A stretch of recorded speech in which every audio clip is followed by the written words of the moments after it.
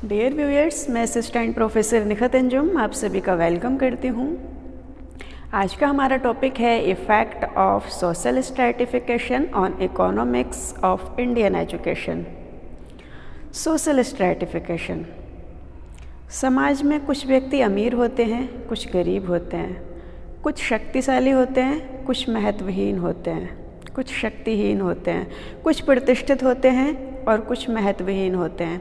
इससे ये साबित होता है कि व्यक्ति एक दूसरे से डिफरेंस होते हैं, व्यक्तियों में असमानता है। सामाजिक संरचना, सोशल स्ट्रक्चर की कुछ यूनिवर्सल करैक्टर हैं जो समाज में भिन्न समूह या वर्ग बनाते हैं, जिससे असमानता उत्पन्न होती है। इन्हीं स्तरों के बनने की जो प्रोसेस होती है उसको सोशल स्ट्रैटिफिकेशन कहते हैं। समाज में लोगों को क्लासिफाइड ही नहीं किया जाता, बल्कि उनको हायर और लोअर सीरीज़ में भी रखा जाता है। तो जो ये श्रेणियाँ होती हैं ऊंचे नीचे क्रम में रखने की, इसकी जो प्रोसेस होती है उसे सोशल स्ट्रैटिफिकेशन की प्रोसेस बोला जाता है। सोशल स्ट्रैटिफिकेशन के बनने के बहुत बेस हो सकते हैं, जैसे कास्टिज्म है, ब्लड रिलेशन है, और रिच एंड पुअर के जो वर्ग हैं वो तो सर्वव्यापी हैं, सब जगह हैं।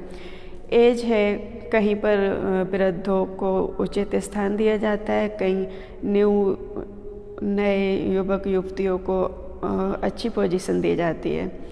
जेंडर है, कहीं पर पुरुषों को ज़्यादा महत्व दिया जाता है, कहीं स्त्रियों को। और इसी तरह से रिलीजन है और सोशल क्लास है, प्रोफेशन है, इसकी अकॉर्डिंग सोशल स्ट्रैटिफिकेशन बनते हैं।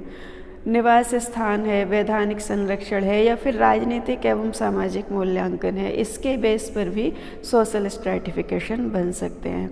अब बात आती है कि किस तरह से एजुकेशन सोशल स्ट्रैटिफिकेशन को प्रभावित करती है और सोशल स्ट्रैटिफिकेशन एजुकेशन को प्रभावित करता है। तो शिक्षा का सामाजिक स्तरीकरण पर क्या प्रभाव पड़ता है, इसको समझते हैं।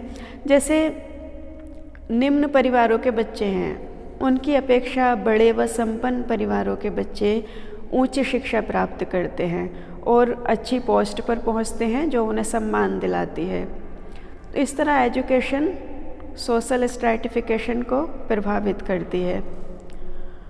जो देश सभी प्रकार की उत्तम शिक्षा व्यवस्था की व्यवस्था करता है और अपने विद्यार्थियों को योग्य और प्रतिभाशाली बनाता है, तो वो देश दूसरे देशों से बहुत जल्दी प्रौद्योगिकी और वैज्ञानिक क्षेत्रों में आगे निकल जाता है, जो सोशल स्ट्रैटिफिकेशन के कारण होता है। शिक्षा के कारण जाति व्यवस्था की जटिलता में, संकीर्णता में कुछ कमी आई है। पिछड़ी जातियाँ भी अपना जो स्टेटस, पिछड़ी जातियों के जो सामाजिक वर्ग में परिवर्तन हुआ है, उससे भी नए नए सामाजिक वर्ग बन रहे हैं या बन गए हैं। स्वतंत्र भारत में सबको अपनी पसंद की एजुकेशन हासिल करने का अधिकार है, उच्च शिक्षा प्राप्त कर सकते हैं। इससे जो निम्न परिवारों की स्थिति थी उसमें भी परिवर्तन आया है और वो उनके परिवारों की सामाजिक स्थिति में परिवर्तन आया है, जिससे सामाजिक स्तरीकरण हुआ है। आजकल की शिक्षा सिर्फ परंपरागत ज्ञान ही नहीं दे रही है, बल्कि वो कुशल डॉक्टर, इंजीनियर और कुशल कर्मचारी बना रही है। इन व्यक्तियों को जो पोस्ट मिलती है और जो इनके कार्य होते हैं, वो सामाजिक स्तरीकरण को नया मोड़ देते हैं। इस तरह से कह सकते हैं कि एजुकेशन सोशल स्ट्रैटिफिकेशन को प्रभावित करती है। उच्च वर्ग के लोग अपने बच्चों को पब्लिक स्कूलों में पढ़ाना चाहते हैं और उनके जो बच्चे होते हैं खुद को अन्य बच्चों से उत्तम समझते हैं, उनसे मिलना जुलना पसंद नहीं करते।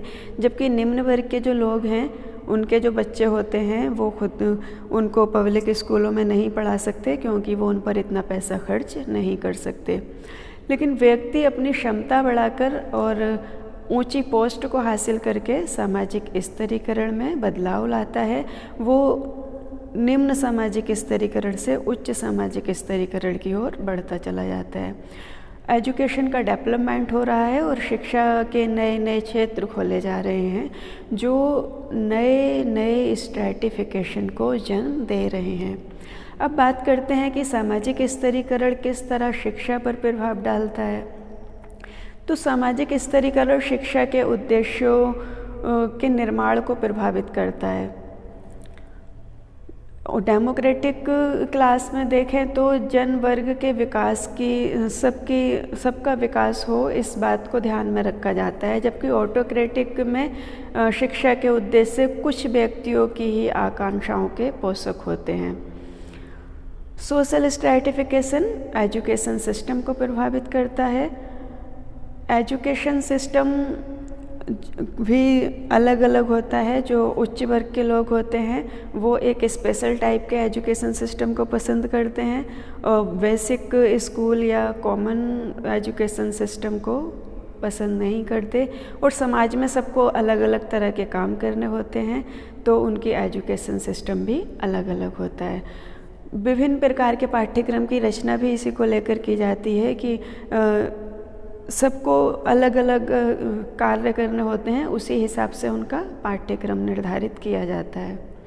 इसके अलावा शिक्षकों का चयन भी स्तरीकरण को से संबंधित होता है।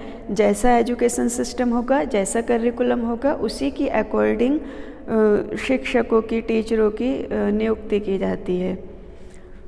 इसके अलावा भी जो विभिन्न स्तरों से आए हुए बच्चे होते हैं तो सबका एटीट्यूड अलग होता है, सबका मेंटल स्टेटस अलग अलग होता है, तो उनको कैसे डेवलपमेंट करना है और किस अलग अलग उनके विकास के लिए कैसे कौन से टीचिंग मेथड यूज़ करने हैं, कैसा एजुकेशन सिस्टम होना चाहिए, कैसा पाठ्यक्रम होना चाहिए, ये सारी बातें मायने रखती हैं। तो इस तरह से कह सकते हैं कि सामाजिक स्तरीकरण शिक्षा को प्रभावित करता है और शिक्षा सामाजिक स्तरीकरण को प्रभावित करती है। ये हमारे इकोनॉमिक पर प्रभाव डालती है। Thank you.